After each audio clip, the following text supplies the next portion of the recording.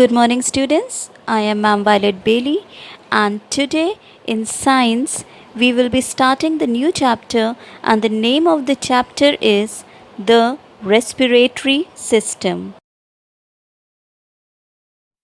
Let us understand what is breathing.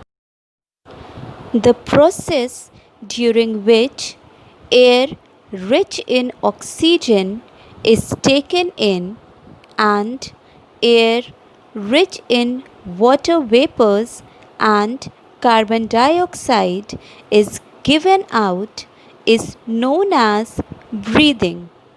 Breathing is a continuous process and occurs throughout the life of all organisms. One breath means one inhalation and one exhalation. Now let us understand what is inhalation. The process of taking in of air is known as inhalation. What do we understand by exhalation? The process of giving out of air is known as exhalation. What is respiration? The process of breaking down of the complex food substances with the help of oxygen and releasing energy is known as respiration. This means that the food that we eat is processed in our body with the help of oxygen, and it is broken down into smaller pieces, and by this process energy is released into our body. Let us know, why do we respire? As all machines need energy to work, similarly, our body needs energy for its various activities. This energy is obtained by respiration of food we eat. Respiration takes place inside the body cells. Now, we will learn about the respiratory system. The organs that help in respiration form the respiratory system. Thus, the various parts of respiratory system include nose, nasal passage, windpipe, and lungs. The first organ in the respiratory system is nose and nasal passage. We breathe through nose or nostrils. The nostrils contain hair. These hair trap dust particles and germs and send clean air for respiration. Thus, we should always breathe through our nose. The next part of respiratory system is windpipe. The air from the nasal passage reaches the lungs through windpipe. The windpipe then divides into two bronchi and then enter into the two lungs. The next organ in our respiratory system is lungs. Lungs are the main respiratory organs in our body. They are a pair of spongy, elastic, and bag like structures. When we breathe in, the lungs get filled with fresh air. This air is taken by blood to all parts of the body, and the used air is then given back to lungs. The air we inhale contains lot of oxygen which is taken in by the lungs. In our body, the percentage of oxygen decreases because our body takes oxygen for respiration and gives out carbon dioxide. This carbon dioxide is then given out of the body. Now, let us learn about air pollution.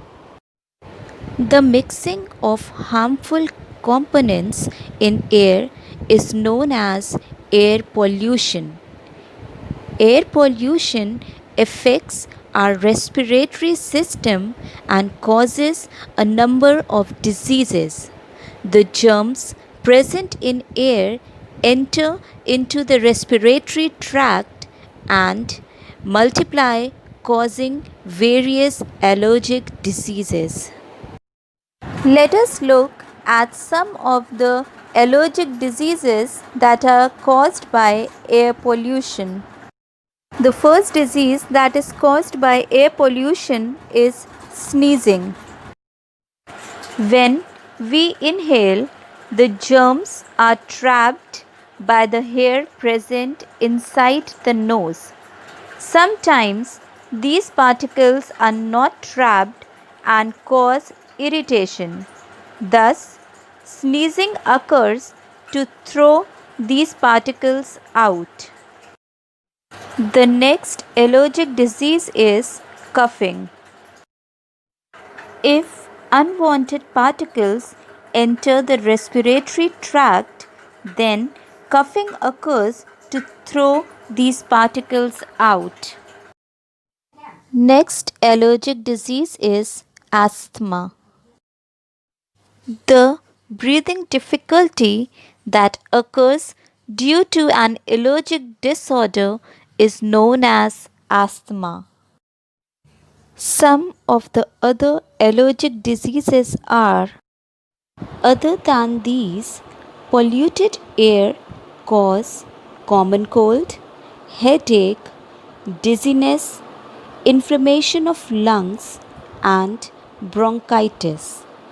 Common cold results from the germs that attack our body, resulting in fever, nasal discharge, headache, and reddening of eyes. Let us learn about some of the precautions that we should take for ourselves. The first precaution that we should take is eating healthy food keeps our body healthy and prevents us from diseases. Second precaution is common cold is a communicable disease. Thus, keep a handkerchief in front of your nose while sneezing. Third precaution is take personal care of health and hygiene. And the fourth precaution is in case of severe cold, visit a doctor. How to ensure healthy breathing? The first thing is morning walk is very helpful because the air is clean and fresh. Second, alpha breathing process increases the capacity of lungs. Third, people during yoga maintain good posture which helps to breathe properly. Fourth, too much of fatty foods reduce the capacity of breathing and in turn leads to obesity. Thus, healthy food and good posture helps in healthy breathing. With this, we come to the end of the chapter. Now, let us quickly recall what we have learned today in this chapter. The first thing that we have learned in this chapter is that breathing is inhalation and exhalation of air. Second, the process of taking in of air is known as inhalation. Third, the process of giving out of air is known as exhalation. Next, the process of breaking down of complex food substances with the help of oxygen and releasing energy is known as respiration. Next, lungs are spongy, elastic, and bag like structures which help us to respire. Next, sneezing, coughing, and asthma occur due to polluted air. Next, healthy food habits and personal hygiene prevents us from many diseases. And the last one is good posture increases the breathing capacity. I hope students you have understood the chapter. Now I will be giving you some assignment, some question answers, some exercises that you have to do in your copy. Do the work very neatly and cleanly in your copy and have a great day ahead. God bless you all.